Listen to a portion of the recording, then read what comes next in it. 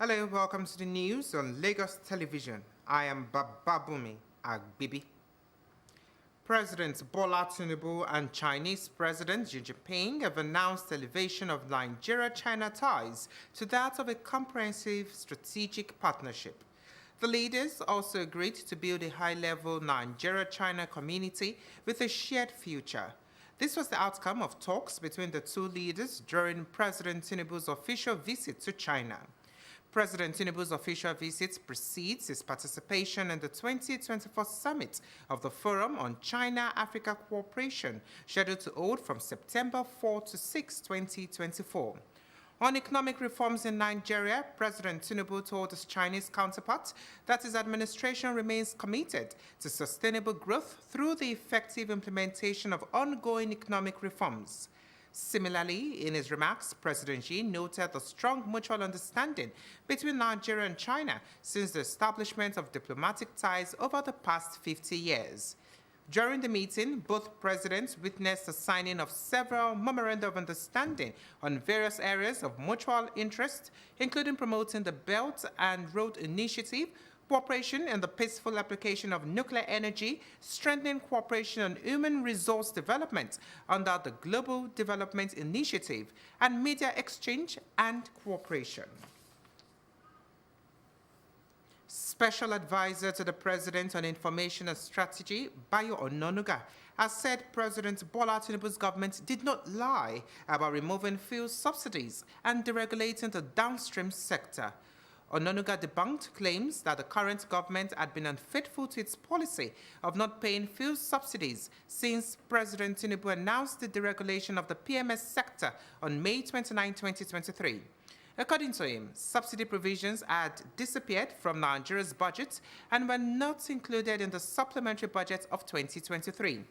Ononuga's clarification came following speculations that the federal government was still paying fuel subsidies despite its declaration in May 2023. He, however, said the introduction of premium motor spirit or petrol by the Dangote refinery into the Nigerian market would definitely alleviate the suffering of the masses. The Nigeria Labour Congress NLC has demanded an immediate reversal of the hike in fuel price announced by the Nigerian National Petroleum Company Limited, NNPCL, saying the hike has worsened the misery of Nigerians. Amid the lingering fuel scarcity and economic hardship in the country, the NNPCL increased the pump price of petrol from 568 naira to 855 naira and also 897 naira, depending on the location per litre.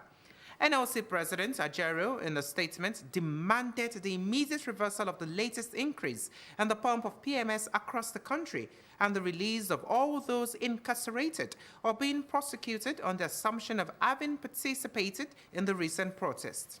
According to the NLC president, the current administration is yet to implement the new national minimum wage of 70,000 naira.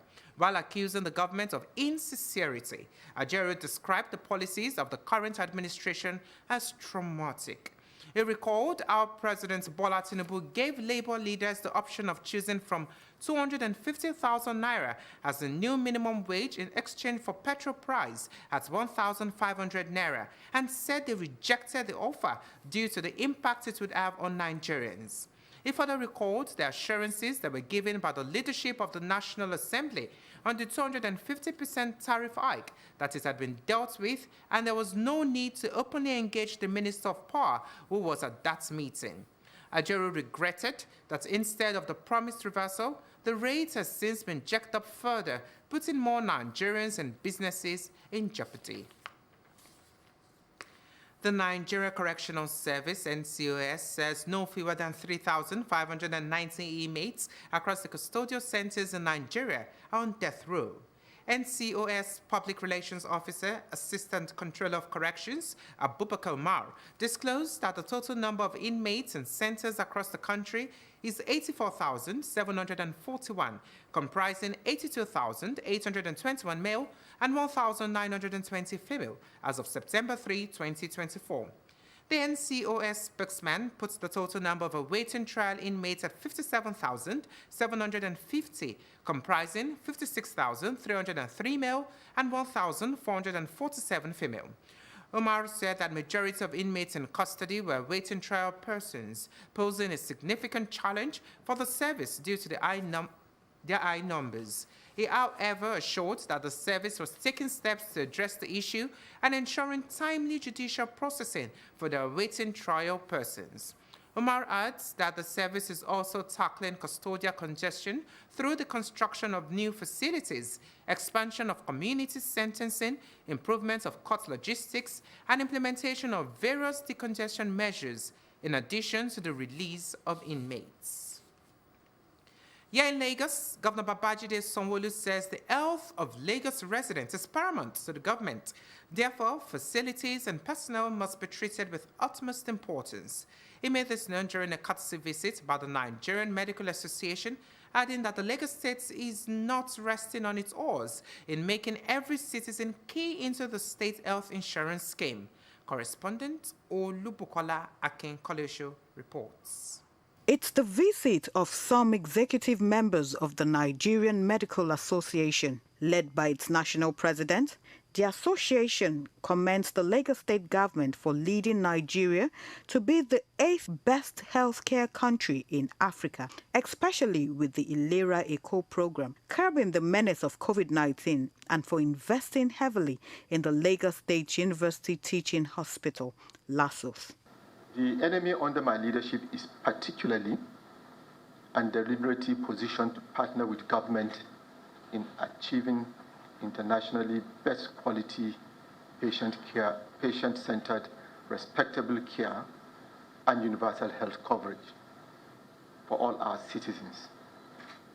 Responding, Governor Babajide Sanwo-Olu, represented by his deputy, Dr. Obafemi Hamzat, charges the Nigerian Medical Association to champion the cause of enlightening citizens on the benefits of the health insurance scheme. If you look at even the development plan for Lagos, we just finished a 25-year development plan, and the center part of it is human capital.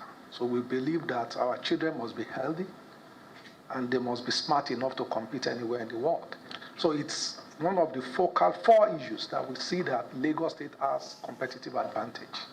Also on a courtesy visit are members of the Nigerian Union of Journalists, Lagos chapter, led by its chairman, Adeleye Ajayi, who is proposing a quarterly media engagement between the Lagos State government and the media to promote the policies and initiatives of government. They appreciate the giant strides of government, which is cascading to journalists in the state. However, like Oliver Twist, the journalists ask for more, with the issue of contract staff in Lagos Television, Eko FM, and Traffic Radio topping the list.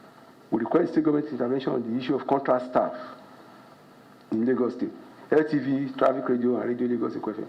Some of the staff we learned have been on contract without getting a permanent job in those organizations.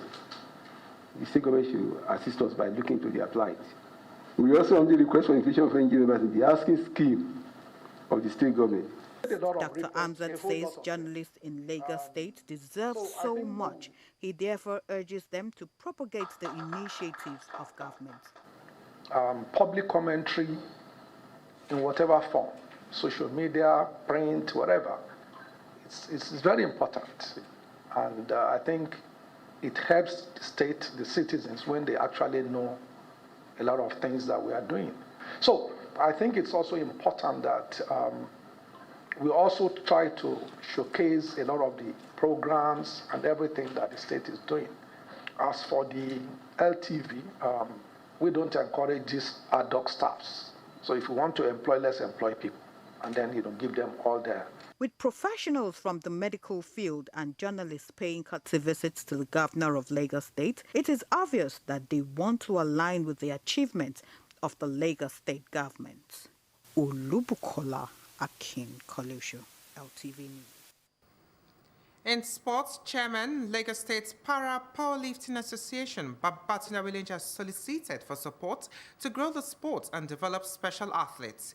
Speaking at the one-day championship organized in conjunction with the Lagos State Sports Commission, Aweleje says the events and efforts of the association are to encourage talent discovery. We have more in this report.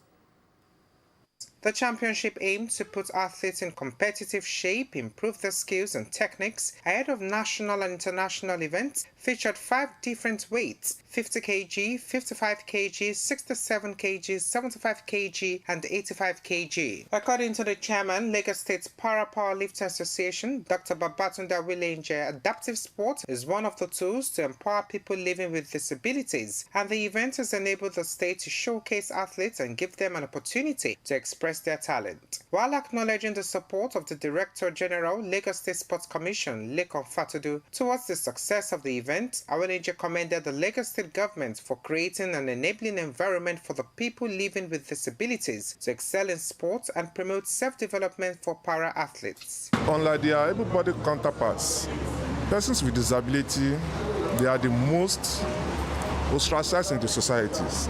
They are the least educated. Even if I thought they go to school, they usually drop out at early age. They are the least unemployed. They are the person that face so many marital issues. And in order to kick them out of the streets, we need to engage them with something. No fewer than 30 male and female athletes drawn from different parts of the state competed at the championship, which started with the preliminaries. Awilenje expressed readiness of the association to organize regular competitions to engage and keep the athletes busy. The athletes will represent the state at different competitions, including the National Para Games held last year in Abuja, commended the state government for enhancing the growth of the para sports and empower people with disabilities. We really say a big thank you because we really appreciate what they did for us. Like, they are encouraging us, and we promise that we'll do much more better. We want to appeal for them to put more effort, because when we are doing this championship consistently, it will boost us for any championship. Senior Special Assistant to the Governor on Sports, Damilare Urimoloye, has assured the association of more collaboration, stating that the Lagos State Sports Commission will work with well-meaning individuals and corporate organizations to provide more support for special athletes. We can be so sure that yes, if we have this more and more, we can expect a better turnout and a better output from them. We, on our part, as the Sports Commission, will ensure that yes, we give more support, more attention to all para games. Cash prizes were presented to the top 3 athletes in various weight categories at the end of the championship held at the Teslim Balogun Stadium, Surulere. For more news, connect with Lagos Television on these social media platforms.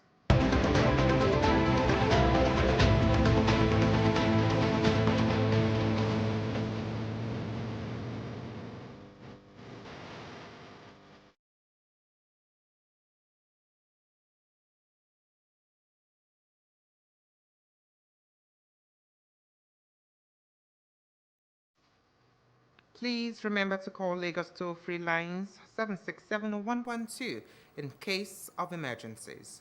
Many thanks for watching. I am Bababumi Agbibi. Plan to join us again at 2.